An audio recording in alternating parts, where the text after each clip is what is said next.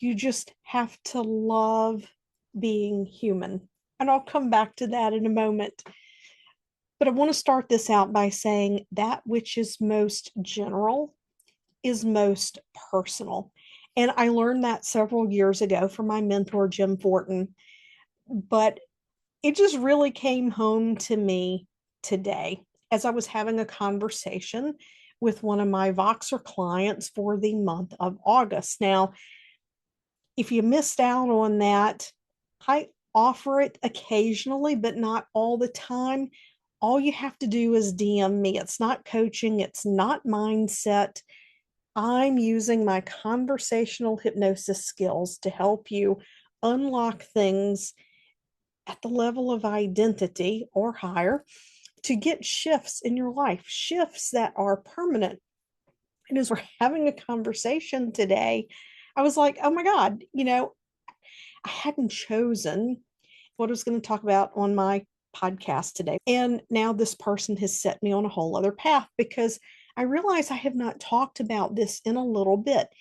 And it is so very important. And it's something that we can hear again and again and again and again. So, what is this thing? It's about fear and fear in life and how we truly have nothing to fear. Like most of my clients, this person is an entrepreneur. Not all of my clients are, but most of them are. But even if you're not an entrepreneur, this applies to you when you decide to do something different in your life, whether you're doing something different for you, or you're creating a new offer in your business, you're elevating your audience, or you're blowing up your business, you're walking away from your career, and you are deciding to walk into something that is more aligned in a space where you have passion and you have beliefs that may run counter to what most people think. I've seen business coaches, I've seen CEOs, I've seen psychologists, psychiatrists, and people who are some of the most well known motivational, inspirational, spiritual gurus, if you will. And I know some of them probably wouldn't even like that term, they're just influencers in the space, say this. And from the position of where they stand, they're not wrong because we only know what we know.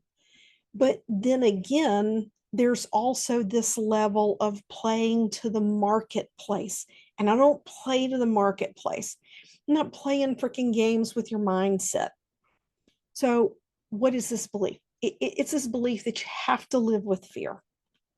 You have to live with fear, that the fear is always there. You have to push through it, you have to push it down, and that fear will actually motivate you and make you more productive. We can never be free 100% for the rest of our life of moments where we have fearful thoughts or an experience that causes us to feel fear, or our brain firing off fear mechanisms when it doesn't have to. We'll never be 100% free of that. We are humans. Our nervous system is wired to survive or thrive. The thing is, we don't have to be in the fear.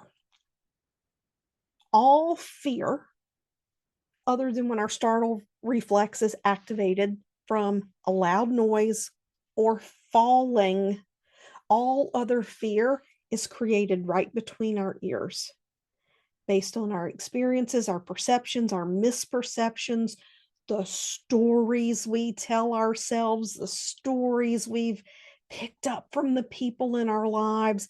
And when we realize that the person we're worried about pleasing or making happy doesn't go to bed at night thinking about us and what we need, things begin to change. But you don't have to go that extreme.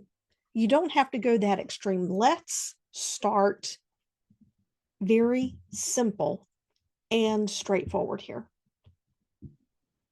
Let's start with going outside your comfort zone. People talk about fear being a fact when you're outside of your comfort zone. That is only true if you believe it. If you train your brain to see the uncomfortable as safe, if you train your brain to see the uncomfortable and the unfamiliar as where all the possibilities of the things that you could create in your life live, you will thrive in unfamiliarity. Instead of surviving and being in survival mode in unfamiliarity, you can thrive in unfamiliarity. When you go into that space of unfamiliarity, you train your brain that it's okay if 90% of people don't like what I have to say. The 10% who do, oh my God, those are my people, my people. The 10% who care, the 10% who want to listen. And I'm willing to bet you there are a lot more people who agree with you than not. They're just too afraid to say anything. They're too afraid to speak up. If you want to break this cycle of feeling fear, every time you go to do something new or different, number one, as you start to step outside of your comfort zone into this unfamiliar space, you have to tell yourself, I'm excited. The nervous system, the chemical response to fear and excitement are the same thing. It's how you frame it.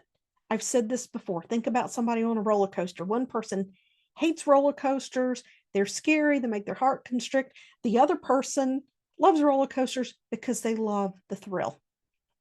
You can reframe the story you're telling yourself about what it is that you want as you're stepping into the unfamiliar, as you're stepping into the new. If you're doing something that you've truly never done before, not just an expansion of something you already do, but something truly new that you've never done before, make a checklist of resources, make a checklist of people that you can reach out to and tell yourself, okay, this is how I'm moving forward. If I bump up against this, I can call my accountant. If I bump up against this, I can hire a business coach for a one-off session. If I bump up against this, I can hire a hypnotist for that. I can hire a graphic designer. Make a list of all the resources that you have to fall back on and trust yourself to know the difference between I'm just frustrated, I'm tired, and I'm not sorting it out. I need to step back and, okay, I understand enough about how this works. I don't have the knowledge to do this. Let me find an expert. Someone who can support me, someone who can help me, someone who can be a sounding board. If you trust yourself to make decisions that are in your best interest, then unfamiliar can become exciting. Unfamiliar can become safe. Now, here's the next part of this. As you step into the unfamiliar, now you're going to notice all the things you're concerned about, that you're worried about. At the end of the day, every single day, write down 3 wins. I don't care how small they are, how big they are. And if someone compliments you on something, this is a big one. If someone compliments you on something and your first thought is, oh, yeah, well, that's easy for me, that is a big freaking win. That is a big win. Oh, that was easy for me. That means that's your gift. That's your gift. That's why it was easy for you. There are 99 people out there who struggle at what's easy for you. So we want to break the cycle of thinking that things have to be hard. We want to break the cycle of thinking that we have to be afraid of success. We want to break the cycle of thinking that fear is the only thing that can motivate us. That fear of losing it all, that fear that it's not going to be good enough, right enough, perfect enough, whatever it is. The brain likes to move from pain towards pleasure. And we can find motivation simply from the fact that if we're someone who has a growth mindset and we desire to make the world a better place, we desire to create impact, then the discomfort within us is stagnancy and staying the same.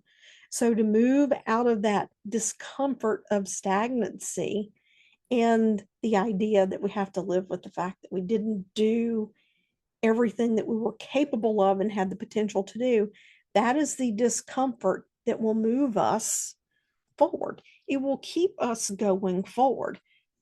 It doesn't have to be fear. And I think that people tend to lump moving from pain to pleasure, that pain must be fear, it must be terror, it must be anxiety. And that simply isn't true. You want to notice when you're stepping into things that are unfamiliar and you want to cheerlead yourself, you want to be proactive. I've never done this before, but this is exciting. I have no idea what wonderful thing is waiting on the other side of this for me. Because when we worry, 99% of the time, the things we worry about never come into fruition. It's our stories, it's our beliefs, it's the things that, and some of those beliefs are completely false. They're not even ours. We pick them up from somebody else. We pick beliefs up from other people. Think about that. The majority of your beliefs aren't even yours, and the ones that are yours, they're founded on perceptions and beliefs. They were formulated based on something somebody else gave to you prior to that.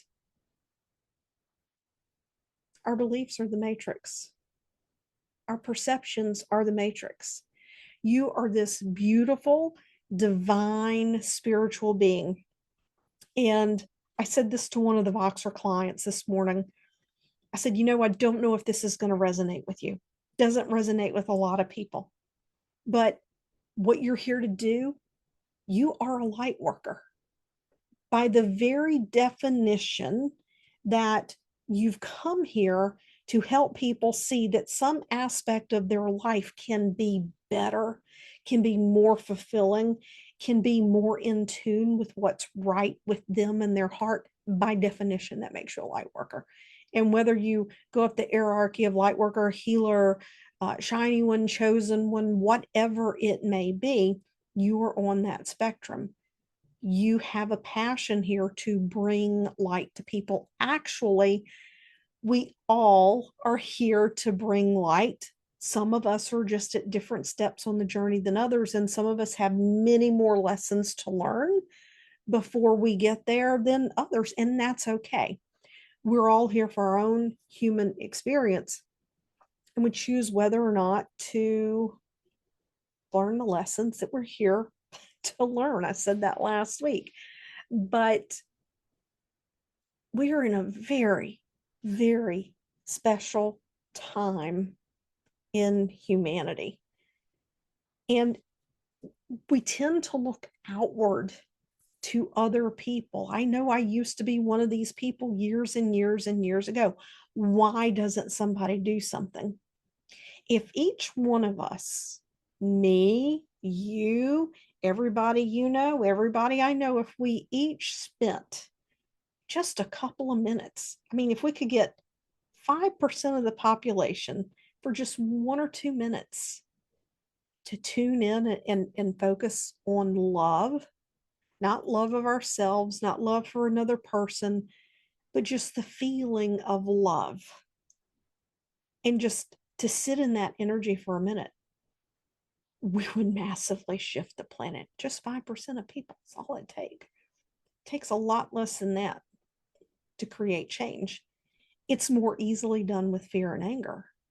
And those who would influence from a spiritual perspective, those who would influence and control the masses so that people don't wake up to the light within them, fear and anger spreads much more rapidly.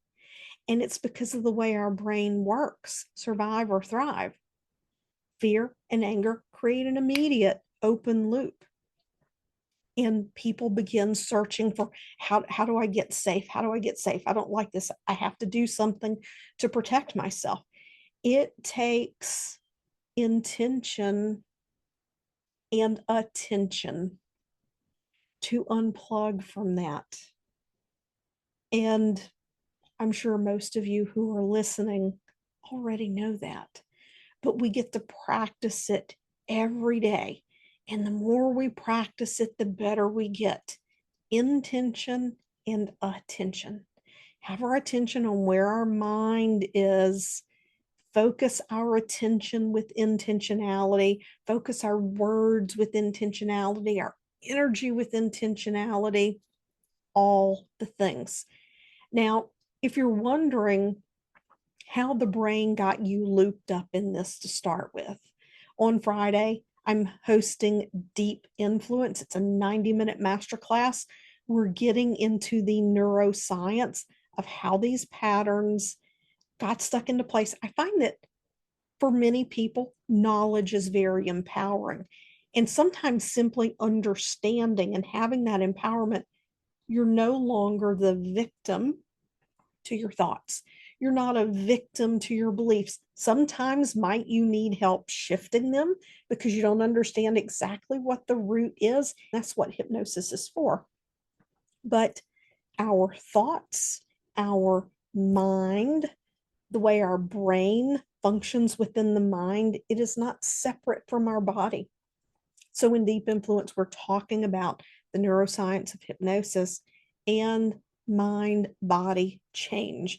Because when you take care of what's between your ears, you take care of a whole lot more. And I want to share that with you. The masterclass is only $33. It's lifetime access. So there'll be a link in the show notes, and there's a special opportunity for you to reserve your spot for a December 2-day training that I'm doing, but you only get that special opportunity if you sign up for the masterclass. So I hope to see you there. Whenever you're listening to this, it's not too late to sign up. The replay will be available for purchase after the masterclass, but the special deal will not be there. See you next week. Bye now.